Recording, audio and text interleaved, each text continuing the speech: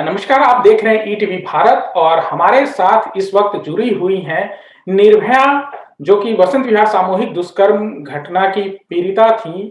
वो जिस तरह उनके साथ दरिंदगी हुई थी और उनको लंबे इंतजार के बाद अब न्याय मिला है, उनकी मां आशा देवी हमारे साथ जुड़ी हुई हैं और ये इसलिए हमारे साथ अभी आई हुई हैं क्योंकि फिर पिछले दिनों एक बयान आया है जो गोवा के मुख्यमंत्री हैं प्रमोद सावंत। वो गोवा में 2 नाबालिग लड़कियों के साथ हुई दुष्कर्म की घटना के बाद उन्होंने जो बयान दिया था, वो अभी बयान पे काफ़ी बवाल मचा हुआ है और इसी पर हमारे साथ बात करने के लिए निर्भया की माँ हमारे साथ जुड़ी हुई है। स्वागत है आपका ईटीवी भारत में।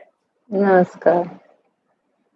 मैम, आप बिल्कुल जिस तरह इस निर्भया की लड़ाई को लड़ी और उसके बाद आपने सिर्फ निर्भया तक ही नहीं बल्कि देश की जितनी भी बेटियां हैं उनके लिए अब उठ खड़ी होती हैं और आप आवाज बुलंद करती हैं उनकी न्याय दिलाने के लिए। अभी पिछले दिनों आपने भी सुना होगा कि गोवा के जो मुख्यमंत्री हैं प्रमोद सावंत, उन्होंने विधानसभा में एक बयान दिया। उन्होंने कहा कि अगर बच्चों के साथ कुछ गलत होता है तो इसके लिए माँ बाप को ध्यान देना चाहिए, माँ बाप को अच्छे संस्कार बच्चों को देना चाहिए। इसे आप किस रूप में देखती हैं? देखिए, ये तो गलती को इग्नोर करने वाली बात है और अपना पल्ला छुड़ाने वाली बात है। अगर जिस पद पे बैठे हुए हैं मुख्यमंत्री साहब, पूरी राज्य की सुरक्षा उनके हाथ में है। अगर वही ऐसा बयान देते हैं तो कहीं न कहीं ये मुजरिमों को बढ़ावा देता है। इसके बजाय उन्हें अपनी पुलिस व्यवस्था को, अपनी न्याय व्यवस्था को दुरुस्त करना चाहिए, ना कि ऐसा बयान देना चाहिए। ऐसा बयान देने से कहीं न कहीं मुजरिमों का हौसला बढ़ता है। कोई ये पहली घटना नहीं है और ना ही पहला बयान है। जब भी घटना होता है तो घूम फिर के या तो बच्ची पे आ जाता है या तो माँ-बाप पे आ जाता है। गोवा हम कभी गए नहीं, लेकिन हमने सुना है बच्चे परिवार छुट्टियाँ मनाने जाते हैं, बच्चे जाते हैं। तो वहाँ की सुरक्षा व्यवस्था ऐसी होनी चाहिए, चाहे रात हो, चाहे दिन हो, तो वहाँ पे सुरक्षा व्यवस्था पुलिस करती है, सरकारें करती है, तो वहाँ पे सुरक्षा व्यवस्था होनी चाहिए कि आखिर बच्चे क्या कर रहे हैं, कैसे नहीं है। माँ-बाप का दोषी माँ-बाप को दोष देना, ये कहीं न कहीं अपना पल्ला छुड़ाने वाली बात है, क्योंकि कोई माँ-बाप नहीं कहता है, नहीं अपने बच्चों से कि जाओ तुम गलत काम करो, चाहे बेटा हो, चाहे बेटी हो। तो मैं तो यही कहना चाहूँगी कि इसके बजाय मंत्री साहब ये कहते कि नहीं हम अपनी पुलिस व्यवस्था दुरुस्त करेंगे, सुरक्षा बढ़ाएँगे। वहाँ जो भी बीच है या जो भी जगह है बच्चे जाते हैं, वहाँ पे सुरक्षा बढ़ानी चाहिए, वहाँ की व्यवस्था ठीक करनी चाहिए, ना कि वो भी सदन में ऐसा बयान देना चाहिए। तो कहीं न कहीं वो माँ-बाप की गलती है कि अपने बच्ची को भेज दिया या बच्ची की गलती है कि वहाँ पे रह गई। अक्सर इस तरह देखने में आता है कि जो इस तरह की घटनाएँ होती हैं उसके ये सिर्फ गोवा के मुख्यमंत्री ही नहीं, पहले भी नेता जो हैं वो बयान देते रहे हैं कि लड़की है तो उसे रात में नहीं निकलना चाहिए था। क्या ज़रूरत था, हम अपने बहू-बेटियों को बाहर निकलने नहीं देते हैं, उन्हें मना करना चाहिए। तो आज जब हम निर्भया के साथ इस तरह की घटना जब दिल्ली में हुई थी तो मानो एक तरह से समाज को सुधारने, बदलने के लिए एक तरह से नई क्रांति आई और उसका नतीजा रहा कि पूरा देश एकजुट रहा उसे न्याय दिलाने के लिए और लंबा इंतज़ार करना पड़ा लेकिन आखिरकार उसे न्याय मिला। तो उसके बाद भी क्या आपको लगता है जो हमारे सिस्टम में वो बदलाव नहीं आया है जैसा कि होना चाहिए था? नहीं, बिल्कुल नहीं आया है। निर्भया की घटना के बाद भी नहीं बदलाव आया। जो भी छोटे-मोटे कानून बनाए गए वो भी अभी तक लागू नहीं हुए हैं। ये बयान कोई नया नहीं है। हर कहीं से न कहीं से ऐसा बयान आता रहता है। जब भी घटना होती है तो अपनी व्यवस्था को दोष देने के बजाय खुद अपने पे ज़िम्मेवारी लेने के बजाय नेता लोग फेंक देते हैं, माँ-बाप पे फेंक देते हैं, बच्ची पे डाल देते हैं। आपने देखा निर्भया की घटना में निर्भया को दोषी ठहराया गया। मैं खड़ी हुई, मैं लड़ाई लड़ने लगी तो मुझे दोषी बनाया गया कि मैं उनके खिलाफ खड़ी हूँ।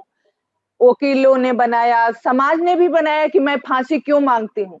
तो मैं ऐसे लोगों से कहना चाहती हूँ कि आप अपना व्यवस्था ठीक करिए, अपनी पुलिस व्यवस्था ठीक करिए, अपनी कानून व्यवस्था ठीक करिए, तो हमारे जैसे लोग, चाहे मैं ही, क्यों फांसी मांगेंगे हम? अगर हमारी बच्चियों के साथ क्राइम नहीं होगा या होगा भी, कानून सही मायने में सजा देगा, समय से सजा देगा, समयबद्ध करके, तो हम क्यों फांसी मांगेंगे?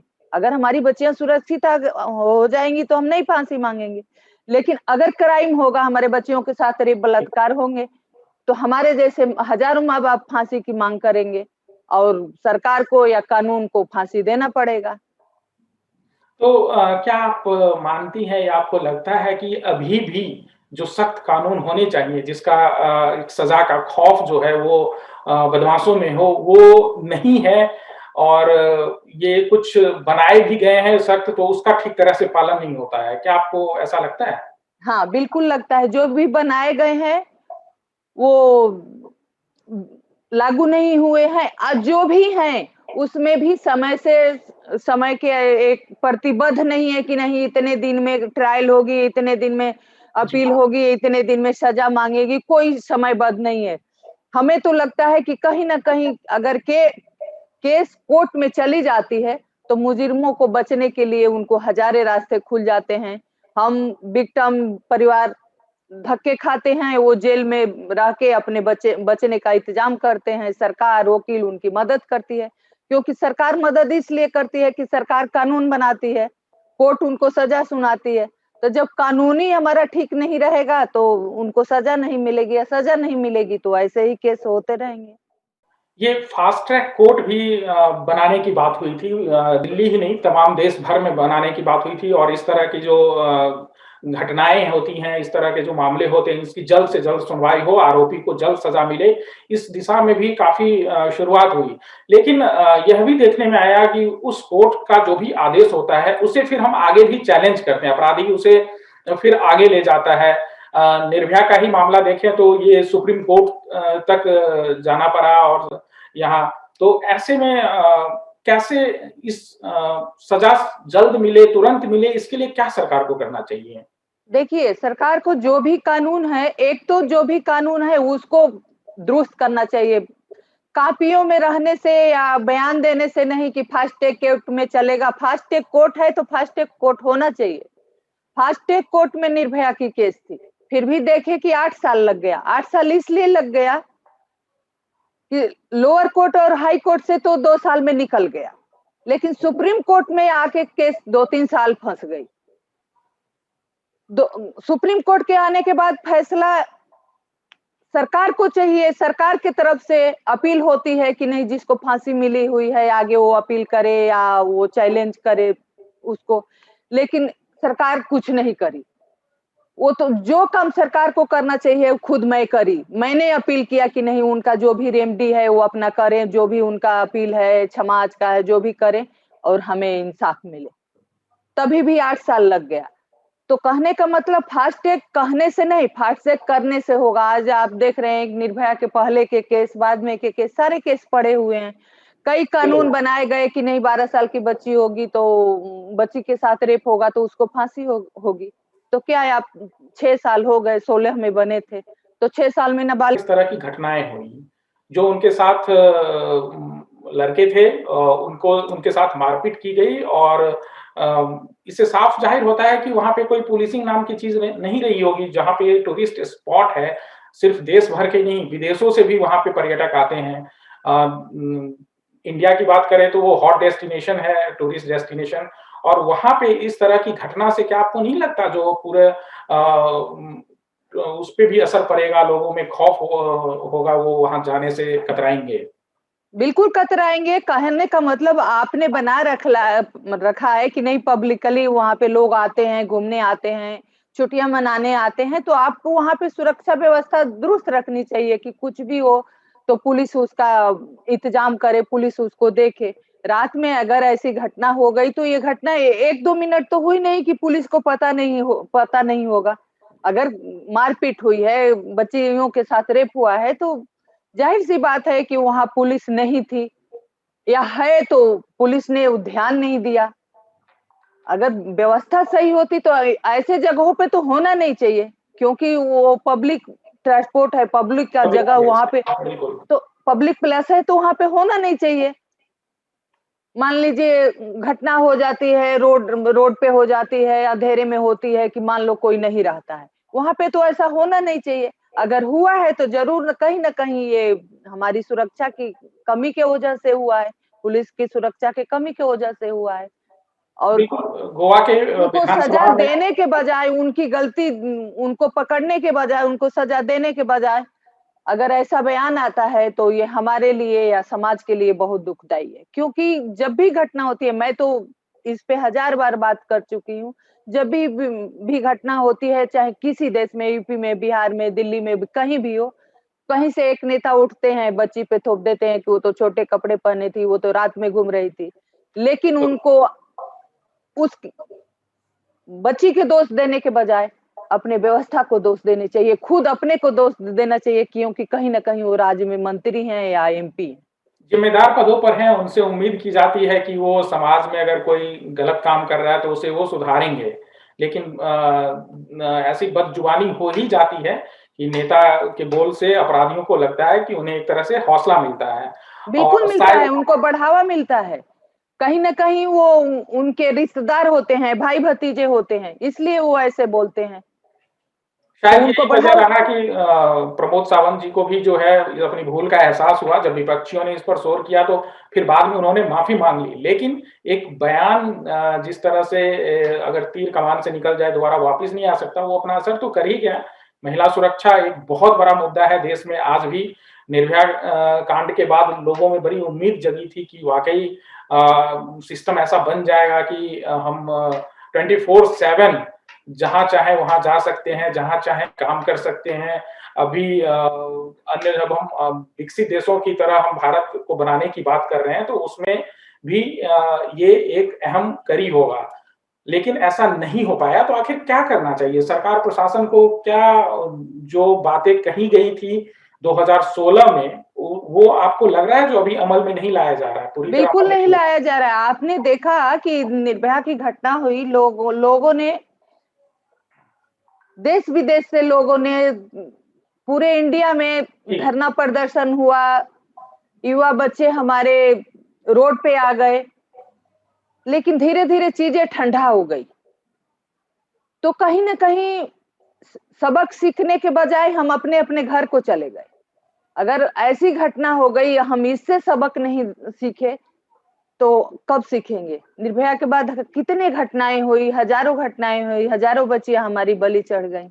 लेकिन आज भी ना हमारे नेता लोगों का बोल बदला, ना ही हमारा सिस्टम बदला। सिस्टम में जो भी लोग बैठे हुए हैं, आप देखेंगे कि एक चीज़ के लिए सरकार के पास जाओ, पुलिस के पास जाओ, कोर्ट में जाओ, तो हमारा सिस्टम अपने आप में सही नहीं है। जो भी कानून व्यवस्था है, उसको भी सही मायने में काम नहीं हो रहा है। अगर पुलिस अपना सही से काम करे, कोर्ट अपना सही से काम करे, सरकार अपनी ज़िम्मेवारी निभाए, तो हमारी बच्चियाँ सुरक्षित हो जाती। लेकिन कब होगी, कैसे होगी, ये तो समय बताएगा। बिल्कुल, इस तरह की घटना को रोकने के लिए ही निर्भया फंड भी बनाया गया था और पिछले 2020 की हम रिपोर्ट की बात करें तो उसमें साफ देखने में आया है कि उस फंड को खर्च तक करना जिस मद में खर्च करना गया था, सरकारों ने इसमें दिलचस्पी नहीं दिखाई। चाहे हम दिल्ली की बात करें या उत्तर प्रदेश की या अन्य राज्यों की। जी, हम हमें भी पता है, हमने भी कई बार इस पे आवाज़ उठाई। हमने 2016 में ही जब एक आरटीआई डाली थी तो उसमें पता लगा था कि हमारा लैब नहीं है, तो उसके लिए भी हमने हर सरकार में चाहे दिल्ली सरकार हो जी, या केंद्र सरकार हो, हर मंत्री को, हर प्रधानमंत्री जी को, हर जगह हमने, बाल विकास मंत्रालय में हर जगह हमने लेटर लगाया, क्योंकि हमें पता लगा था कि ये फॉरेंसिक लैब और ऐसी घटनाओं की हाँ, जाँच तेजी से हो तो समय तेजी से कम हो, लगता है। क्योंकि जब पता लगा था हमें, तो उसमें से 6000 केसों में से 3000 सैंपल्स एक्सपायर हो गए थे। जी। तो आप ये बताइए कि अगर 3000 सैंपल एक्सपायर हो गए, तो उस क्राइम के तो मुजरिम छूट जाएँगे, क्योंकि उनके खिलाफ सबूतें नहीं इकट्ठा होगा। तो हमने इसी करके कि अगर महिलाओं के लिए वो फंड बनाया गया था 2012 में जब घटना हुई थी, 13 में बना था, तो हमने यही सोचा था कि उस फंड से सरकार फॉरेंसिक लैब बनाए और एक ऐसा डिपार्ट हो कि सिर्फ और सिर्फ क्रिमिनलों का मर्डर का उसमें सैंपल जाए और समय से उसका सैंपल का रिपोर्ट आए और ट्रायल हो और लोगों को जल्दी से इंसाफ मिले, बच्चियों को जल्दी से इंसाफ मिले। लेकिन उसका भी जवाब हमें आज तक नहीं मिला। न ही वो काम दिखा कहीं कि नहीं दिल्ली में ऐसा कोई फॉरेंसिक लैब बनाया गया है, क्योंकि हमारे टाइम में भी फॉरेंसिक में जो रिपोर्टें गई थी बहुत देरी से भाग-दौड़ गई के थी और इस देरी वजह से से गई। कई बार हुआ जो सुनवाई भी टली, मामला बढ़ा आगे। हाँ, तो इस तरह के तभी जो हमने इस पे आवाज़ उठाई थी। तभी हमने आवाज़ उठाया कि सरकार के पास पैसे हैं, उनके पास ताकत है, वो चाहें तो इस चीज़ को ठीक कर सकते हैं। लेकिन दिल्ली सरकार में भी मैं गई, केंद्र में भी मैंने दिया, लेकिन उसका कोई जवाब नहीं मिला। उस पैसे को अलग-अलग जगहों में पता लगता है कि खर्च किया जाता है, लेकिन महिलाओं के लिए, महिलाओं की सुरक्षा के लिए, उनके इंसाफ के लिए हमें नहीं लगता है कि वो कोई ऐसी कमेटी बनी या ऐसी कोई चीज़ बनी जो कि महिलाओं को काम आए। तो जिस तरह राज्य के मुखिया, मुख्यमंत्री होते हैं, मंत्री होते हैं और इस तरह बड़े पदों पर बैठे लोग अगर इस तरह की बदजुबानी करें, उनके बोल बिगड़ जाए, तो आपको नहीं लगता जो जनता में काफ़ी मायूसी हाथ उन्हें लगती होगी और वो काफ़ी निराश होते होंगे? उन्हें तो इस बात पे भी लगता होगा दुःख होता होगा कि हम कैसे राज्य में रह रहे हैं कि जिनका मुखिया इस तरह का प्रतिनिधित्व कर रहे हैं। जी, बिल्कुल दुःख होता है।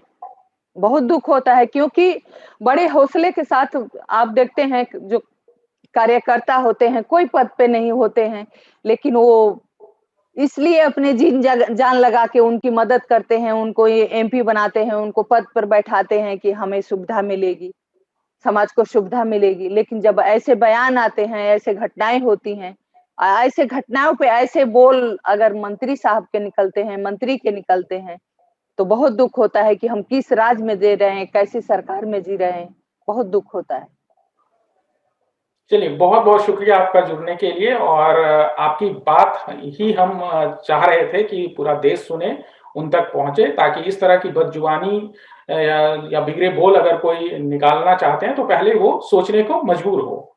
जी, शुक्रिया बिल्कुल, आपका। हम कई जगह चैनल में या कई जगह बैठते हैं, तो हम बोलते हैं कि सोच बदलना चाहिए।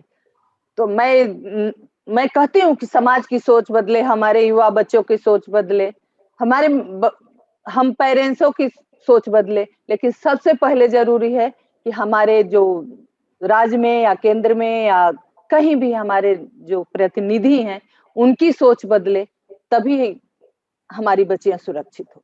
बहुत बड़ी बात आपने कही कि पहले हम जिनसे अपने नेता के रूप में चुनते हैं, जनप्रतिनिधि के रूप में, वो अच्छा व्यवहार करें, उनकी सोच अच्छी हो, तभी वो हमें भी सुरक्षित रह सकते हैं और हमें भी एक अच्छा समाज बनाने में वो सहयोग दे सकते हैं। चलिए आपसे बात करने के लिए बहुत-बहुत शुक्रिया।